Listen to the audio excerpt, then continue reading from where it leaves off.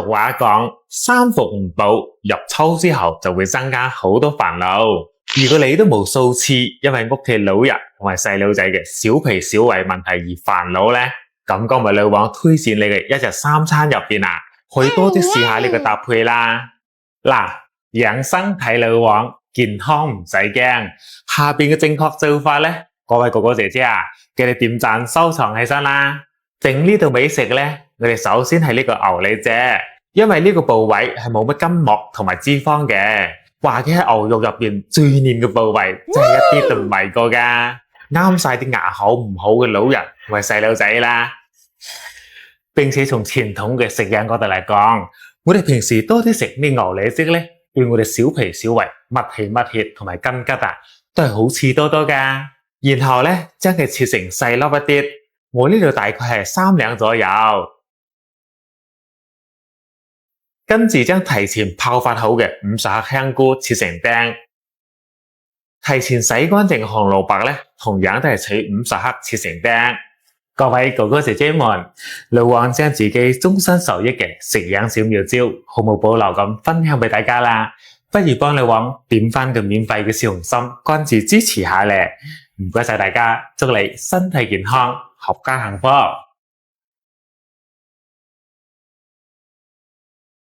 重點嚟啦，想要呢道美食更加好味，仲要有效果呢，靈魂搭配就係呢個正宗嘅鐵幹淮山噶啦。我呢度大概係200克左右。睇到呢度好多哥哥姐姐就問老王啦，究竟點樣揀先揀到靚嘅鐵幹淮山呢？嗱，其實佢都有技巧噶。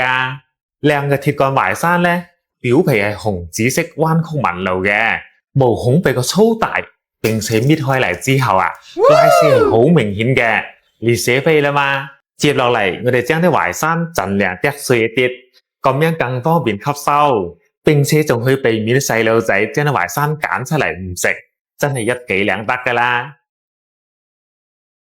跟住水滾之後呢，將啲淮山蓉冚唪唥放埋落去，再加返80克嘅小米。20克嘅大米，我哋開大火煲滾之後呢，轉細火繼續煲返佢半粒鐘。趁住呢個時間呢，我哋炒返呢個牛肉碎，熱鑊冷油，先將啲牛肉放埋落去，再加入啲蔥花、紅蘿蔔丁、香菇碎，開大火將佢哋炒出香味。跟住加返1匙羹嘅鹽，半匙羹嘅松茸鮮，同埋半殼嘅薄鹽生抽。簡簡單單調下味，繼續炒返1分鐘就得噶啦。呢個時候嘅淮山粥已經夠鐘噶啦，我哋打開蓋睇睇，哇！啲淮山嘅清香夾埋啲米嘅香味呢，真係聞到都流晒口水啊！跟住趁住個粥唔注意，我哋嗱嗱聲將炒好嘅牛肉碎放埋落去，然之後加返一紮嘅青菜，趁熱攪勻就可以食得噶啦。大家睇睇。咁樣煲出嚟淮山肉末小米粥呢，清甜又開胃，包你食完一碗又一碗，並且比白粥嘅營養不知豐富幾多倍啊！每次我老婆感覺自己嘅小脾小胃唔係咁好，食乜都冇胃口嘅時候呢，老王我都會煲返呢味淮山小米粥俾佢食噶啦。老婆，淮山小米粥煲好噶啦。哇，你真係抵讚嘅啫。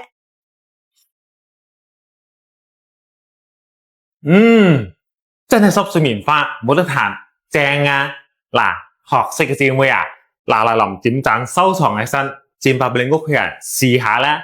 具體配料比例同埋配方呢，我打喺評論區嘅啦，記得睇睇。